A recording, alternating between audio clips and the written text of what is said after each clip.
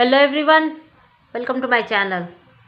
चलिए friends, start करते हैं होम साइंस का आज का टॉपिक। आज के सेशन में हम डिस्कस करेंगे नाड़ी संस्थान या तंत्रिका तंत्र के बारे में। ठीक है, तो स्टार्ट करते हैं आज का टॉपिक। देखिए, नाड़ी संस्थान या तंत्रिका तंत्र संपूर्ण शरीर की तथा उसके विभिन्न भागों एवं अंगों की क्रियाओं को नियमित और नियंत्रित करता है। ये हम सब जानते हैं। पेशी संकुचन, ग्रंथिल स्राव और हृदय क्रिया, चयापचय यानी कि सारी क्रियाएं हमारी ऐच्छिक जो हमारी इच्छा के अनुसार चलती है वो भी तंत्रिका तंत्र के अनुसार जो है संचालित होती है। और जो हमारी अनैच्छिक क्रियाएं भी होती है, ध्यान रखिएगा, जो हमारी अनैच्छिक क्रिया जैसे हृदय का धड़कना, हमारे जो अंदर शरीर के अंदर जो सारी क्रियाएं होती रहती हैं वो सारे काम भी किसके द्वारा संचालित होते हैं, तो वो भी तंत्रिका तंत्र द्वारा ही संचालित होते हैं। इसके पार्ट अलग अलग हैं, ये आगे हम बताएंगे आपको। ठीक है, तो हमारी ऐच्छिक और अनैच्छिक सभी तरह की क्रियाओं को कौन संचालित करता है, तो तंत्रिका तंत्र संचालित करता है। ध्यान रखिएगा, यही यहाँ पर बताया गया। आगे बढ़ते हैं। तंत्रिका तंत्र के केंद्रीय तंत्रिका तंत्र तथा परिसरीय तंत्रिका तंत्र दो भाग होते हैं। ठीक है, केंद्रीय तंत्रिका तंत्र में मस्तिष्क एवं सुषुम्ना, ध्यान रखिएगा, मस्तिष्क और सुषुम्ना जिसे कि मेरुरज्जु भी कहते हैं, यह किसका भाग है, यह केंद्रीय तंत्रिका तंत्र का भाग है। ठीक है, और इसके बाद है परिसरीय तंत्रिका तंत्र। परिसरीय तंत्रिका तंत्र में मस्तिष्क से निकलने वाली, ध्यान रखिए, मस्तिष्क से निकलने वाली 12 जोड़ी कपालीय तंत्रिकाओं का समावेश होता है। इसके अतिरिक्त स्वायत्त तंत्रिका तंत्र यानी कि जो ऑटोनोमिक नर्वस सिस्टम होता है, यानी कि जो हमारी अनैच्छिक क्रियाएं होती हैं वह किसके द्वारा संचालित होती हैं, तो हमारी अनैच्छिक क्रियाएं स्वायत्त तंत्रिका तंत्र द्वारा संचालित होती हैं। जो तंत्रिका तंत्र का स्वायत्त या अनैच्छिक भाग होता है, यह शरीर में स्वतः होने वाली क्रियाएं जैसे दिल का धड़कना, पाचन नली, ग्रंथिल स्राव से मुक्त, इन सभी को कौन कंट्रोल करता है, तो ये ऑटोनोमिक नर्वस सिस्टम इसको कंट्रोल करता है। तो हम लोगों ने देखा कि तंत्रिका तंत्र के कितने भाग हैं, 3 भाग हैं। कौन कौन से, केंद्रीय तंत्रिका तंत्र, परिसरीय तंत्रिका तंत्र और स्वायत्त तंत्रिका तंत्र यानी कि ऑटोनोमिक नर्वस सिस्टम।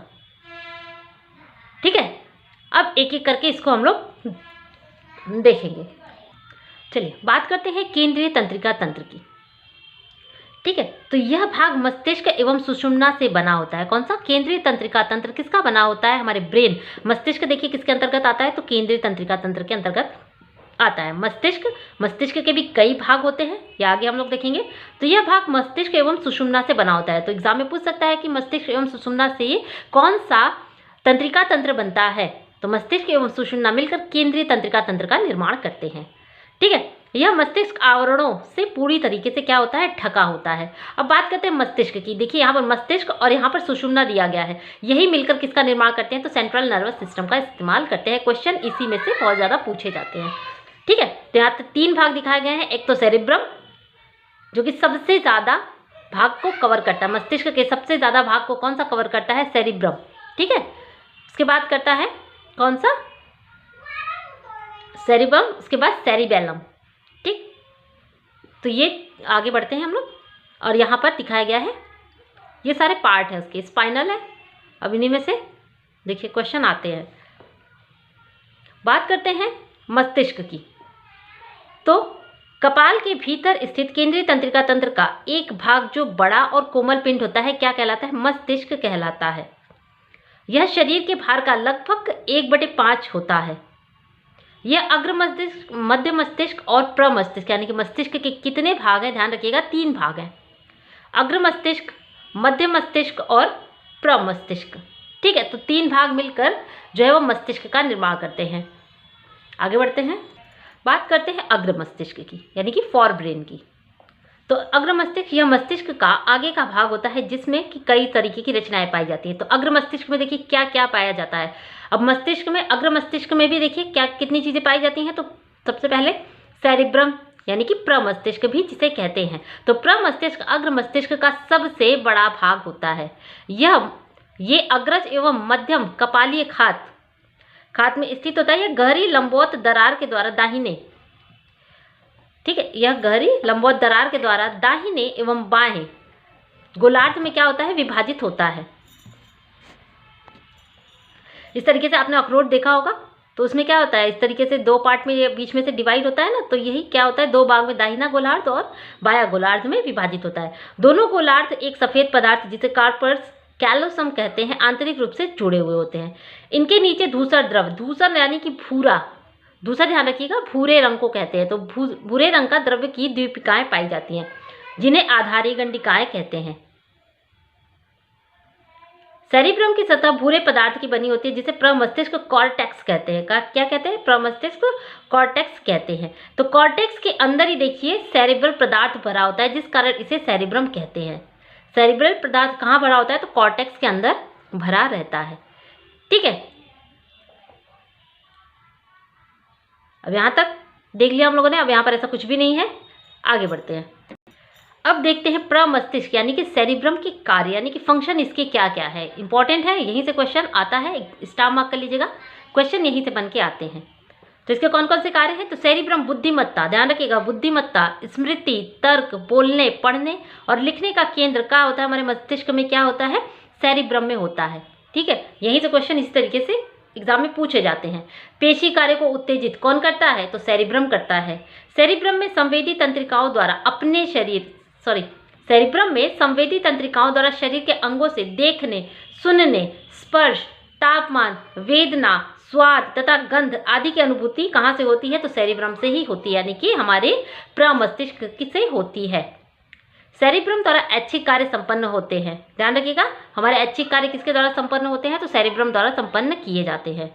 यह उन पर नियंत्रण रखता है। इसके नष्ट हो जाने पर इच्छा नष्ट हो जाती है, यानी कि अगर हमारे सेरिब्रम में चोट हो जाए, तो अगर खराब हो जाए सेरिब्रम, तो हमारी ऐच्छिक क्रियाएं जैसे हाथ पैर का चलना, यानी हाथों पैरों में कोई भी जान नहीं रहेगी, शिथिलता रहेगी। हमारी अनैच्छिक क्रियाएं तो चलती रहेंगी, हमारे शरीर के अंदर की जो अनैच्छिक क्रियाएं हैं वो तो प्रॉपर चलेंगी, लेकिन जो हमारी ऐच्छिक क्रियाएं होती हैं जैसे पेशियों का हाथ पैर का चलना, बोलना, लिखना, सुनना, जो सारी चीज़ें कंट्रोल करता है सेरिब्रम, अगर सेरिब्रम खराब हो जाता है तो ये सारी चीज़ें क्या हो जाती हैं? डिस्टर्ब हो जाती हैं, खराब हो जाती हैं।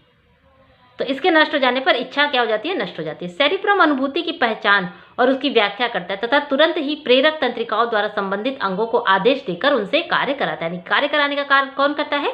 तो सेरिब्रम ही करता है। मोस्ट इंपॉर्टेंट है, आप लोग इसको ध्यान रखिएगा।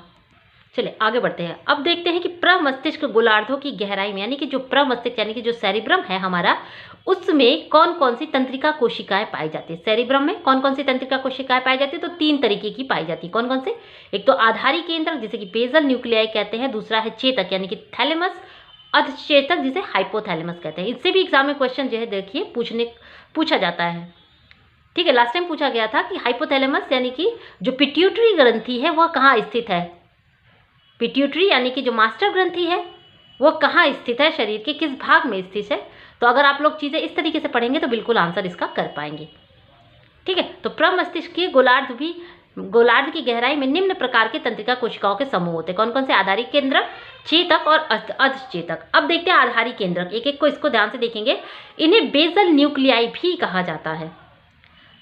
ये प्रत्येक प्रमस्तिष्क गोलार्धों के श्वेत द्रव्य में स्थित होते हैं। प्रत्येक प्रमस्तिष्क गोलार्ध यानी कि जो मस्तिष्क का 2 भाग होता है कि दायां गोलार्ध एक, बायां गोलार्ध, तो दोनों गोलार्ध में ध्यान रखिएगा, प्रत्येक प्रमस्तिष्क गोलार्ध के श्वेत द्रव्य में स्थित धूसर द्रव्य यानी कि भूरे रंग के द्रव्य के 4 बड़े बड़े पिंड होते हैं, जिन्हें कॉर्डेट, लेंटिफॉर्म, एमाइडोग्लाइड और कोलेस्ट्रम कहा जाता है, जो प्रेरक कार्य को नियंत्रित करते हैं। इनमें विकार उत्पन्न होने से क्या होता है? हाथ पैरों में झटके, गतियां और अस्थिरता पैदा हो जाती है। यानी हाथ पैरों का कंट्रोल हमें कहाँ से मिलता है? तो हमारे आधारी केंद्रक में होता है। ठीक है, आगे बढ़ते हैं। चेतक जिसे कि थैलेमस भी कहते हैं, तो ये अधचेतक यानी कि हाइपोथैलेमस एवं अधिचेतक के बीच आंतर अग्र मस्तिष्क का सबसे बड़ा भाग है, जो मस्तिष्क के तीसरे निलय की पार्श्विक प्राचीर का एक भाग को बनाता है। गंध, ध्यान रखिएगा, अब यहाँ से इंपॉर्टेंट हो जाता है कि गंध, दृष्टि, श्रवण संबंधी आवेगों के अतिरिक्त चेतक प्रमस्तिष्क की प्रांतस्था को भेज दिया जाता है। यानी कि गंध, दृष्टि और श्रवण संबंधी आवेग कौन कंट्रोल करता है? तो थैलेमस में कंट्रोल होता है, थैलेमस द्वारा इसका कंट्रोल किया जाता है। बात करते हैं हाइपोथैलेमस की। तो यह चेतक या थैलेमस के नीचे और सामने तथा पिट्यूटरी ग्रंथि के ठीक ऊपर स्थित तंत्रिका कोशिकाओं के कई समूहों से बना होता है। हाइपोथैलेमस तंत्रिका तंतुओं द्वारा पिट्यूटरी ग्रंथि के यानी कि जो मास्टर ग्रंथि होती है इसके पश्चत खंड से तथा रक्त वाहिनियों द्वारा उसके अग्रज खंड से संबंधित होता है। यानी कि किससे संबंधित है? हमारा मास्टर ग्रंथि किससे संबंधित है? तो अधचेता यानी हाइपोथैलेमस से संबंधित है। इन संयोजनों द्वारा हाइपोथैलेमस पिट्यूटरी ग्रंथि के दोनों खंडों से हार्मोन की निकासी को नियंत्रित करता है। इसके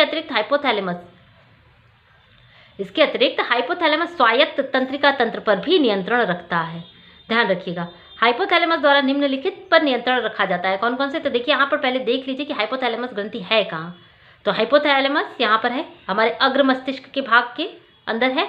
इसी के अंदर क्या है? मास्टर ग्रंथि यानी कि पिट्यूटरी ग्लैंड यहीं पर स्थित है हाइपोथैलेमस में। अब देखिए इससे क्या क्या कंट्रोल होता है थैलेमस द्वारा, हाइपोथैलेमस द्वारा क्या क्या कंट्रोल होता है? तो शरीर का तापमान, भूख और प्यास, भावनात्मक प्रतिक्रिया यानी कि खुशी, डर और क्रोध, ये सारी चीज़ें हाइपोथैलेमस द्वारा ही कंट्रोल होती है। स्वायत्त नाड़ी प्रणाली, भूख और तृप्ति, यौन व्यवहार और प्रजनन के लिए मिलन, बायोलॉजिकल क्लॉक्स जैसे सोने और जागने का क्रम, ठीक है। शरीर का तापमान तथा कुछ हार्मोन्स का स्राव भी किसके द्वारा कंट्रोल होता है? थैलेमस द्वारा ही कंट्रोल किया जाता है। तो आज का सेशन यही खत्म करते हैं। आई होप ये छोटा सा सेशन आप लोगों को पसंद आया होगा। पसंद आए तो प्लीज़ वीडियो को लाइक कर दीजिए, शेयर कर दीजिए, चैनल को सब्सक्राइब करना बिल्कुल मत भूलिएगा। मिलते हैं अपने नेक्स्ट वीडियो में, तब तक के लिए थैंक यू।